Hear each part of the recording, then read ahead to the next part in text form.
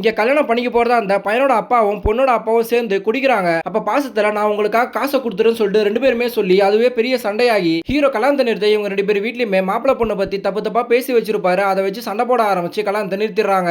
ஆனா இது அரேஞ்ச் மேரேஜா இருந்தாலுமே இவர் அந்த பொண்ணை ரொம்ப லவ் பண்ணிருப்பாரு. அதனால ரொம்ப ஃபீல் பண்றாரு. இருந்தாலுமே உங்க வேலை கெட்டு போயிட கூடாதுன்னு சொல்லிட்டு அவருக்கு பேலன்ஸ் அமௌண்ட்டையும் கொடுத்துட்டு போறாரு. இப்ப இந்த பணத்தை பார்த்த ஹீரோக்கு நம்ம பெரிய தப்பு பண்ணிட்டோமோன்னு சொல்லிட்டு ரொம்ப ஃபீல் பண்றான். சோ அந்த பணத்தை கொண்டு போய் கடவுள் உண்டியில போட்டுறான். இருந்தாலுமே என்னோட வேலையை கூட ஒழுங்கா செய்ய முடியாம அவன் லவ் பண்ற பொண்ணு கூட பார்க்காம விட்டுறா. அப்ப வழியில அந்த கல்யாணம் நின்னு போன பொண்ணு பார்த்துட்டு அவர் என்னால மறக்க முடியல, ப்ரீ வெட்டிங் ஷூட்ல எடுத்த போட்டோவாச்சும் கிடைக்குமான்னு சொல்லிட்டு கேட்கறாங்க. அதை கேட்டதுமே இவன் ரொம்ப ஃபீல் பண்ணிட்டு அழுதுகிட்டே அங்க வந்து கிளம்பிடுறான். சோ இப்போ இந்த கல்யாணத்தை எப்படியாச்சும் நடத்தி வைக்கணும் முடிவு பண்ணி அந்த பொண்ணோட அப்பா கிட்ட போய் மாப்பிள்ள ரொம்ப நல்லவர்னு எவ்வளவு சொல்லி பார்க்கறான். ஆனா அவர் கேட்காம அங்க வந்து கிளம்பிடுறாரு. ஆனா அந்த பையனோட வீட்லயுமே பொண்ணை பத்தி நல்ல விதமா சொல்லி பார்க்கறான். ஆனா அவங்களுமே ஒத்துக்க மாட்டாங்க.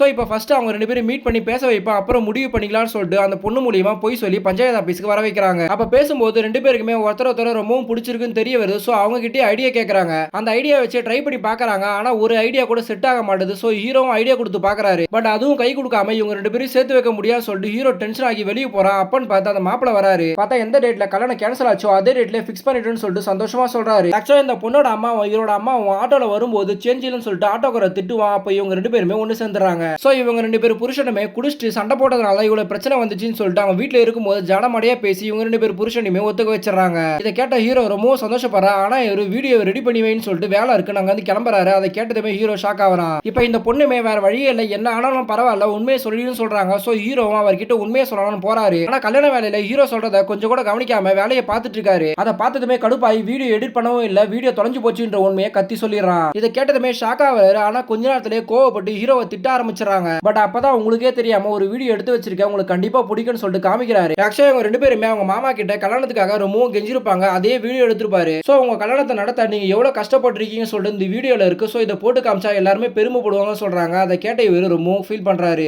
அப்பன்னு பார்த்து கல்யாணம் பண்ணிக்க போற பொண்ணு கால் பண்ணி அந்த போட்டோகிராஃபர் அண்ணனால தான் நம்ம 2 பேரும் ஒன்னா சொந்தம், அவரை மட்டும் மறந்துடவே கூடாது சொல்லிட்டு ஃபீல் பண்ணி சொல்றா. சோ இவரும் கோவத்தெல்லாம் மறந்து சந்தோஷமா கல்யாணம் பண்ணிக்கிறாரு. இப்ப பிரெக்னன்ட்காக ப்ரீ வெட்டிங் ஷூட் நடத்திட்டு இருக்காங்க. அப்ப முடிச்ச பென் டிரைவை ஹீரோ திரும்ப அந்த பையன்கிட்டயே கொடுக்க போறான். அதை பார்த்ததுமே இவர் அந்த மெமரி கார்டு என்கிட்டே இருக்குன்னு சொல்லிட்டு வாங்கி பர்சல வச்சுக்கிறாரு. இப்ப அந்த மெமரி கார்டை எங்க தொலைச்சாங்களோ அதே கார்டுல தான் ஷூட்டிங் எடுத்துட்டு இருப்பாங்க. அந்த பையனுக்கு பாத்ரூம் வந்துருச்சுன்னு சொல்லிட்டு அங்க வந்து ஓடி போய் உட்கார்றான். அதான் பாத்ரூம் போற இடத்துக்கு கீழே தான் அந்த மெமரி கார்டு இருக்கும்.